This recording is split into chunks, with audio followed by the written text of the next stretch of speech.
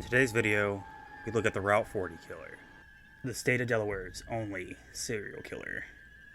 3 days after Thanksgiving, on November 29th, 1987, two teenagers looking for a place to stop, as to find some alone time, would make their way to a construction site off Route 40 in Delaware. They would end up finding much more than they expected. They would come to a dead stop after seeing something strange in the road. At first glance, they would think it was a mannequin that someone had thrown away. Though, after getting closer, they would slowly realize it wasn't a mannequin, but a young woman who had been killed and her body dumped. She had marks from where she had been bound, a bloody wound on her head, but most shockingly, her pants had been pulled down and her bra cut off, exposing her chest that had been mutilated. The mutilation was so bad and odd. The detectives that would arrive after the teenagers had called 911 would say that it was the worst thing that they had ever seen. After the completion of the autopsy, the detectives would be given a surprise. Even though the victim's pants were pulled down, there was no sign of sexual assault. The autopsy would show that she had died from a hard blow to the head. Detectives would quickly jump into action, identifying the victims by her tattoos. The victim's name, Shirley Ellis. Shirley was a well-known sex worker, to be known to work in that area. Although recently, she had been working hard to turn her life around. She had distanced herself from that lifestyle and had been studying hard to become a nurse.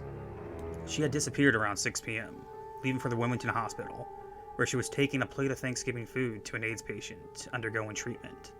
It's believed that around 6 p.m., she would have begun walking the 14 miles to the Wilmington Hospital, down Route 40, the route that she used to work. At some point, she was eventually picked up, but unfortunately, that would be her end, as her body was found at 9:25 p.m. that same evening. The police had very little to go on, as she had no angry boyfriends or enemies that would want to hurt her, let alone end her life. The killer would go dormant, but only for a short time, as on June 29th of 1988, when a construction crew was doing work on Route 40, they would find another victim.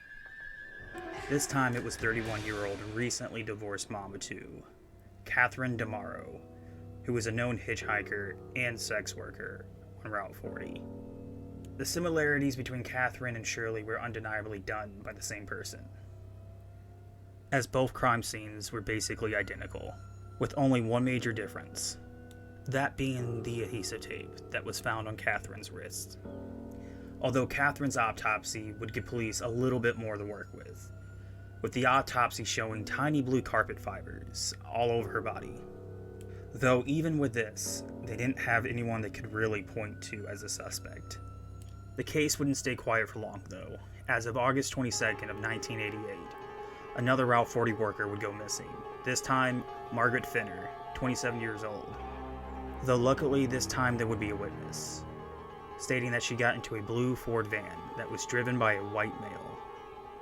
Though it would be quite some time before they found her, with her body showing up in the Delaware-Chesapeake Canal, found by a hunter 3 months later, after getting into that mysterious blue van.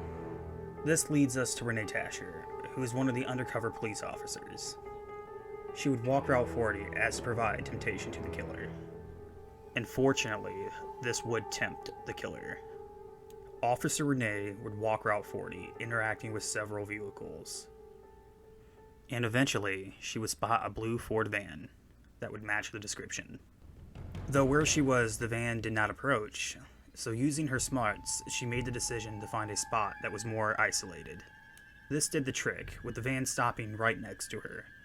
The driver was a white male, like the person that picked up Margaret. He looked nervous and couldn't meet Renee's eyes, though this didn't stop him from trying to convince Renee to get into the van. It was during that time that she noticed the blue carpet in the van. So, being smart once again, she refused to get in the van and faked a headache. Though she did manage somehow to get a part of the blue carpet. Once back at the station, they would look at the license plate, finding out who the van belonged to. This would end up being 31-year-old electrician Stephen Brian Pennell, a married father of two who had no criminal history. Though, unfortunately, there would be 2 more victims before they could get a search warrant for Pinnell's van. These victims were 22-year-old Michelle Gordon and 26-year-old Kathleen Meyer. Both two were sex workers picked up on Route 40. Police would get their search warrant for the van and find exactly what they were looking for. They would find blood, hair, and prints, all matching the victims, along with the adhesive tape that was used to bound Catherine. Lastly, they found what detectives would describe as a torture kit. This kit included pliers, whips, handcuffs, needles, knives, and restraints. Finally, armed with all this evidence, they could finally arrest Pinnell, and they did so on November 29th of 1988, a year after taking his first victim's life. Pinnell's trial would be special, and not just for him being a serial killer, as this trial would use DNA evidence for the first time, proving that the hair and the blood that was found in the back of his blue Ford van was the victim's. He would be found guilty on November 23rd of 1989 of murdering Catherine and Shirley, but not the others. And on October 31st of 1991, he would be given the death sentence that he himself demanded for. Finally, on March 14th of 1992, after having his last meal of crab cakes, steaks, corn on the cob, french fries, bread and butter, and a cola, he would be executed by lethal injection, leaving no last words.